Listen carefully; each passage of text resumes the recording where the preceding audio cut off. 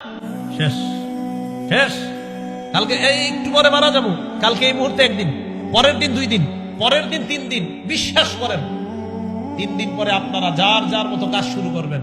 4 দিনের দিন আর ইবনে হাবিবের জন্য কিছু একটা করা দরকার। আচ্ছা 7 দিনের দিন ভুলে গেছেন। 1 মাস পরে সবাই সবার মতো। 1 বছর পরে কিসের কি আর ইবনে হাবিব কোথায়, কে সে কি, সব শেষ।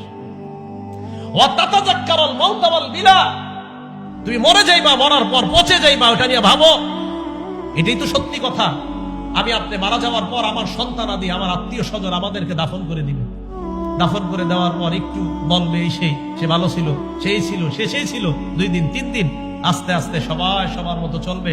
আপনার বাড়ি গাড়ি সব রয়ে গেল।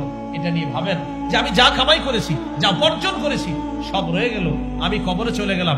ভাইও আজকে থেকে ভাবেন, আজকে রাতে মাথাটা বালিশে লাগান, একটু সময়ের জন্য ল্যাপটা মুড়ি দেন, কম্বলটা মুড়ি দিয়ে চোখটা খোলেন, দেখবেন আপনি অন্ধকার, কিছু দেখা যায় না।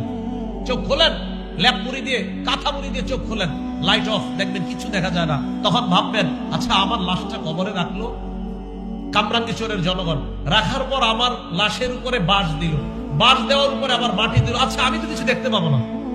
আচ্ছা অন্ধকার, ব্যাপারটা কি? ইমানদার হলে কবর আল্লাহ আলোকিত বানায় দিন। ভাই কথাগুলো ভাবেন। নবীজি বললেন আল্লাহকে লজ্জা পাওয়ার 3 নম্বর অর্থ তাতাযাক্কারুল মাউত ওয়াল বিলা, তুমি মারা যাইবা এটা চিন্তা করো, পচে যাইবা চিন্তা করো।